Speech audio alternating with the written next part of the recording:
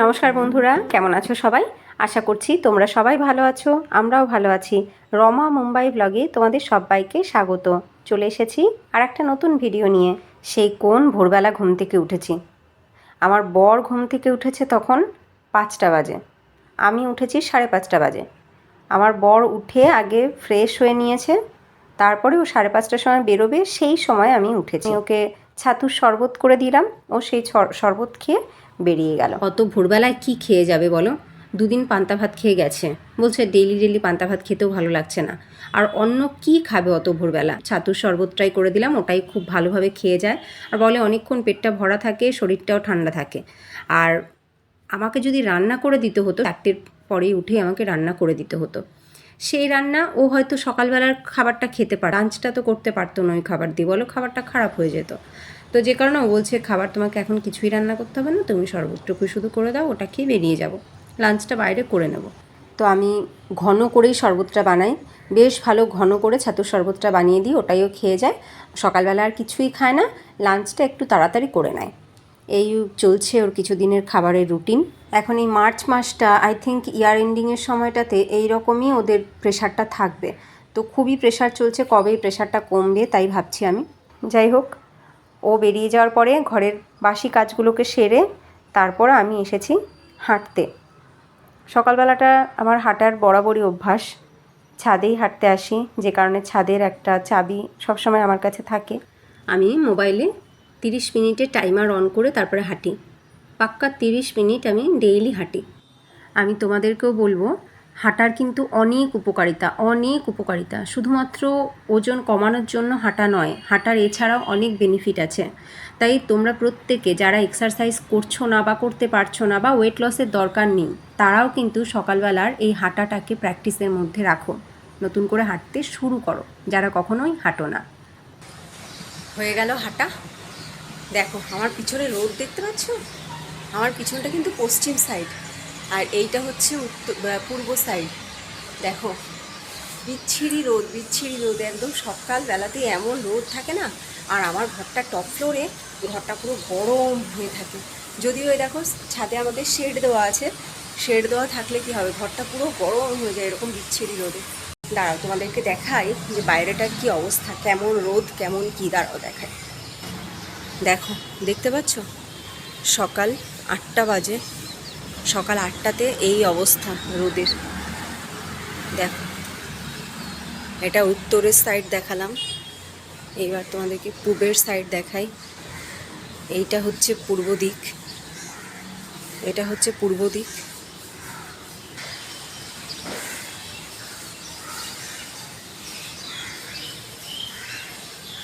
যাই হোক, আজকের মতন হাঁটা ডান। আমি প্রতিদিনই হাঁটি, কিন্তু তোমাদের সাথে সেটা শেয়ার করা হয় না, কারণ সকালবেলাটা বুঝতেই পারছো প্রচণ্ড কাজে ব্যস্ত থাকি, যে কারণে প্রতিদিন আর তোমাদের সাথে সেটা শেয়ার করা হয় না, ভিডিও শ্যুট নেওয়া হয় না। তো আজকে ভাবলাম একটু ভিডিও শ্যুট নিই, তোমাদেরকেও দেখাই। আগে আমি প্রচুর এক্সারসাইজ ভিডিও দিতাম, ফিটনেস ভিডিও। এখন সেই ভিডিওগুলো একদমই শ্যুট করা হচ্ছে না, তোমাদের সাথে শেয়ারও করা হচ্ছে না। কিন্তু এক্সারসাইজ আমি ডেইলি করি, ডেইলি হাঁটা আর ডেইলি এক্সারসাইজ, এটা কিন্তু আমার রুটিনে আছেই, কিন্তু সেটা তোমাদের সাথে বহুদিন হয়ে গেছে শেয়ার করা হয় না। তাই তোমরা হয়তো ভাবছো রমা ছেড়েই দিয়েছে এক্সারসাইজ করার। না, রমা ডেইলি করে, তোমাদের সাথে হচ্ছে না শেয়ার করা। আবার তাড়াতাড়ি শেয়ার করব তোমাদের সাথে ফিটনেস ভিডিও, খুব তাড়াতাড়ি আবার শেয়ার করব। তো যাই হোক, চলো এবার আমি নিচে যাই, অনেক কাজ আছে ঘরের। এবার নিচে গিয়ে বাবাইকে তুলবো আর আমাদের ব্রেকফাস্ট বানাবো, খাওয়া দাওয়া করবো, কাজ আছে, প্রচুর কাজ আছে। চলো এবার নিচে যাই।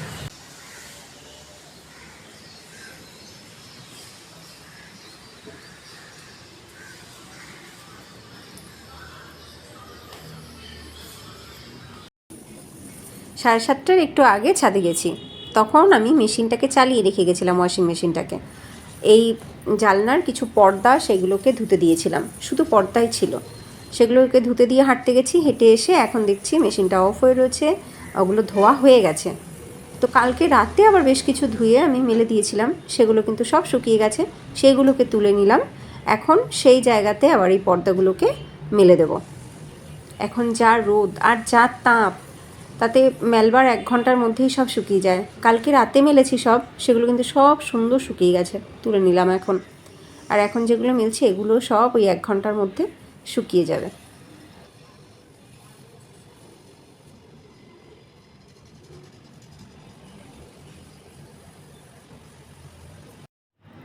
এই দেখো এখানে যে পর্দার সেটটা লাগানো ছিল সেই পর্দার সেট প্লাস আরও কয়েকটা পর্দা, সেইগুলোকে সব একসাথে ধুতে দিয়েছিলাম।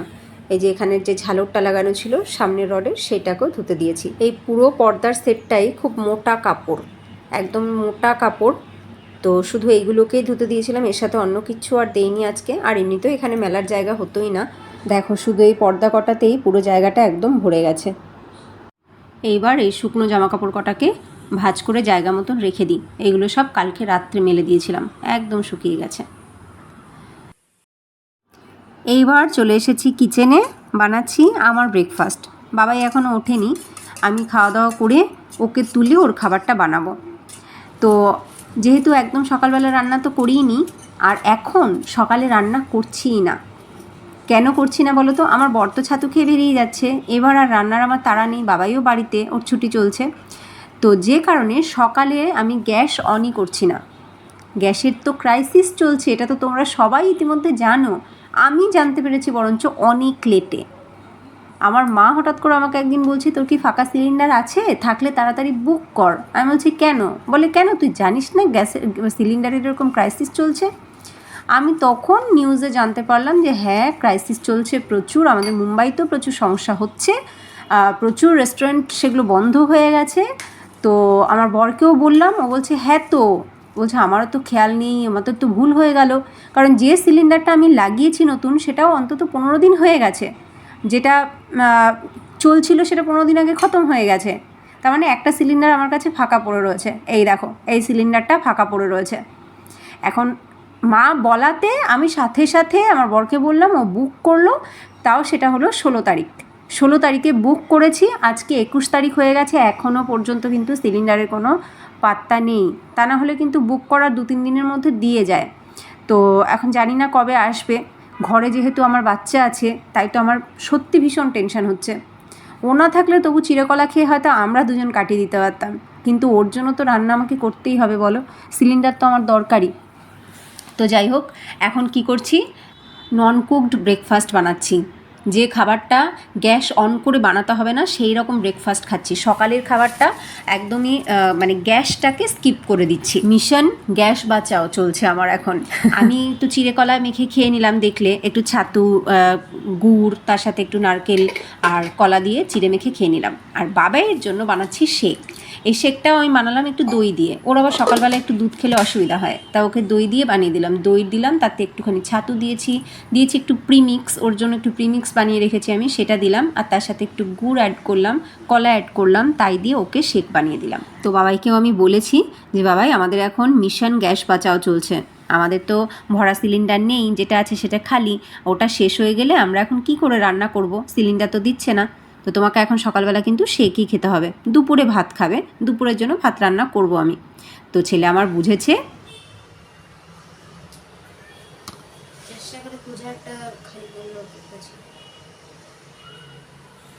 খেয়ে বলতো কেমন হয়েছে।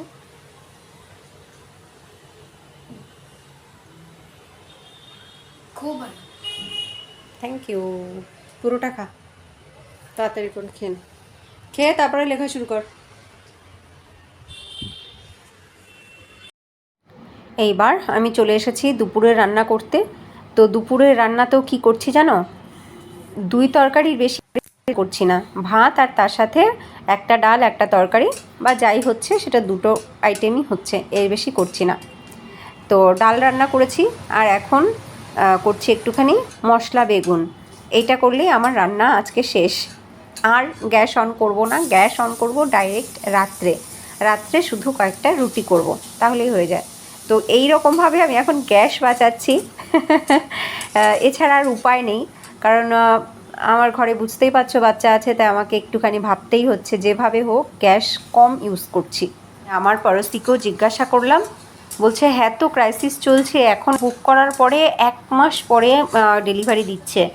1 মাস শুনে তো আমি সত্যি ভয় খেয়ে আছি, কারণ আমার তো 1.5 মাসের বেশি একটা সিলিন্ডার যায় না, অলরেডি 15 দিন হয়েই গেছে। এখন কি হবে জানি না। জানো তো, সকালবেলা যে চাটা খেতাম আমরা, আমরা তো দুধ দেওয়া চিনি দেওয়া চা খাই না, মানে চায়ের সেরকম নেশা আমাদের নেই, কিন্তু ওই যে লিকার চাটা খেতাম সেটা পর্যন্ত বন্ধ হয়ে গেছে, সেটাও এখন আর খাচ্ছি না। একে তো আমার বর একদম সেই ভোরে বেরিয়ে যাচ্ছে, আর একা একা করতেও ইচ্ছে করছে না একার জন্য গ্যাস পুড়িয়ে, আর ওই চাটাও আমাদের খাওয়া বন্ধ হয়ে গেছে এখন। তো শুধুমাত্র দুপুরের রান্না এই অল্প স্বল্প, আর রাতের রুটি বা ভাত, ব্যাস এই হচ্ছে গ্যাস পোড়ানো। তো মাঝখানে আর কোনো কিচ্ছু বানাচ্ছি না, কোনো স্ন্যাক্স না, কোনো কিচ্ছু না। তো দেখো মশলা বেগুনটা বানালাম, এটা করলাম হচ্ছে পেঁয়াজ, রসুন, আদা, কাঁচা লঙ্কা, টমেটো এগুলোকে চপারে চপ করে নিয়েছি, আর কড়াইতে একটুখানি জিরে, তেজপাতা, শুকনো লঙ্কা, তার সাথে হিং ফোড়ন দিয়ে তাতে সব চপ করা ভেজিটেবলসগুলো দিয়ে ভালো করে নাড়াচাড়া করে তার ভেতরে দিয়েছি বেগুনটাকে আমি কেটে নিয়েছি একদম ছোট ছোট করে। পুরো মশলার মধ্যে আমি দিলাম শুধুমাত্র নুন, হলুদ, জিরে গুঁড়ো, ধনে গুঁড়ো আর একটু কাশ্মীরি রেড চিলি পাউডার, এই দিয়ে খুব ভালো করে কষিয়ে অল্প জল দিয়ে ঢেকে দিয়েছিলাম। তো দেখো এটা কিন্তু আমার রেডি হয়ে গেছে। একদম গামাখা করব না, মানে একদম টাইট করব না বলেই সামান্য জল দিয়েছিলাম, যাতে একটু পাতলা পাতলা গামাখা মাখা থাকে। তো আমার কিন্তু পুরো রেডি। তো নামানোর আগে আমি একটু কাসৌরি মেথি দিলাম আর একটু গরম মশলার গুঁড়ো। নুন ঝাল টেস্ট করে নিয়েছি, সব পারফেক্ট আছে। এইবার একটু নাড়াচাড়া করে নিয়ে নামিয়ে নেব। এটা কিন্তু সিরিয়াসলি গরম ভাতে দারুণ লাগে খেতে। আর শুধু ভাত নয়, এটা পরোটা বা রুটির সাথেও দারুণ টেস্টি লাগে খেতে। এখানে আমি বেগুনটাকে একদম ছোটো ছোটো করে কেটে নেওয়াতে একই সাথে রান্নাটা হয়ে গেল মশলার সাথে। আলাদা করে বেগুন আমি পোড়ালাম না, বা আলাদা করে বেগুন আমি সিদ্ধও করলাম না, এতেও হয়তো খানিকটা গ্যাস বাঁচালাম। তো যাই হোক, রান্না কিন্তু আমার হয়ে গেছে। এই দেখো মশলা বেগুন নামিয়ে নিয়েছি। তো অবশ্যই তোমরা এরকমভাবে একবার বেগুন বানিয়ে খেয়ে দেখো, দারুণ লাগবে। আর এই হচ্ছে ডাল, মুগ ডাল করেছি একটু ফুলকপি দিয়ে।